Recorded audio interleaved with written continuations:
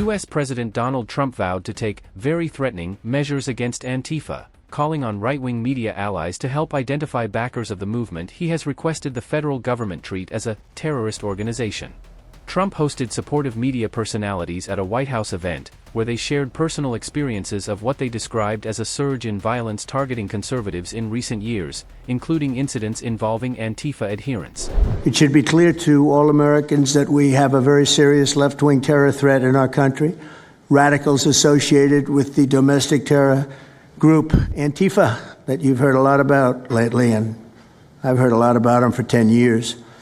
And other far-left extremists have been carrying out a campaign of violence against ICE agents and other officials charged with enforcing federal law.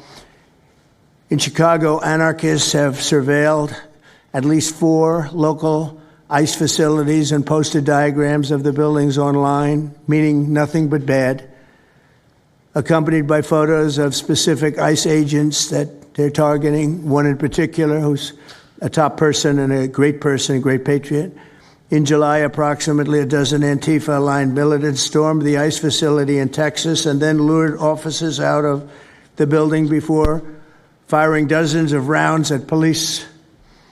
They were crazy, frankly, shooting one Texas officer in the neck. And in Portland, Oregon, Antifa thugs have repeatedly attacked our officers and laid siege to federal property in an attempt to violently stop the execution of federal law. Everything we're doing is very lawful. What they're doing is not lawful. The announcement comes nearly a month after the assassination of right-wing activist Charlie Kirk. Trump has signaled action against left-wing groups and donors, despite no confirmed ties to the killing. Notably, the discussion did not include any mention of violence directed at left-wing or Democratic individuals. FBI Director Kash Patel addressed the event, stating, Mr. President, the American people gave you a sweeping mandate in your victory in this election cycle, and they demanded safety and security for our citizens. And your administration, with your leadership, has provided us with the resources that we need, which is a whole-of-government approach to go after criminals absolutely everywhere, not just outside of this country, but within this country. And that takes a whole-of-government approach. The interagency seated up here with the Department of Homeland Security, our Attorney General, our Deputy Attorney General, and your White House staffers, and including Stephen Miller's leadership, has allowed us to go out there and map out these networks. What we are doing at the FBI is simple. It does not require rocket science. We are following the money. Money never lies. And that's what it's going to take to bring down this network of organized criminal thugs, gangbangers, and yes, domestic terrorists, because that's what they are. They are harming everyday citizens in every single one of our communities. And the folks you see here on the right and left, they're some of the bravest men and women we have today. They're reporting the stories live time because the mainstream media won't cover it. They're putting their lives on the line. They're standing up for the flag. The least we can do is stand up for them. So you have my thanks. I read more of your stories than I do theirs because you guys are putting out the truth.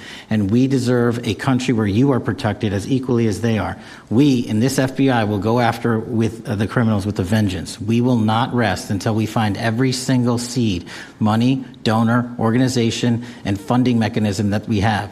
And I want to echo the Secretary's comments on Scott Bessent, who's allowing us to map out these networks through their financial criminal activities, which has been going on for decades. And I would like to remind the American public, they built this diseased temple of corruption over decades. And in 8 short months, Mr. President, you have crippled their foundation because of your leadership here, because of the interagency, because of people like Deputy Attorney General Blanche, and because of Attorney General Pam Bondi's fearless leadership to go after criminals wherever they are. They will not be able to hide. They were able to hide and conspire with prior administrations, and we are exposing their corruption from within. And we will go to every single city in this country under Operation Summer Heat and the other operations we are doing at the FBI to bring these criminals to justice. We will arrest every single one of them from whatever perch you sit in, private or public, no matter how your goal or your ambition is. It will be crushed by the Constitution because the American people deserve law and order, and that's what we're going to give you. Antifa, according to the U.S. Congressional Research Service, is a decentralized movement without a unifying organizational structure or detailed ideology, making federal action against it complex and unprecedented.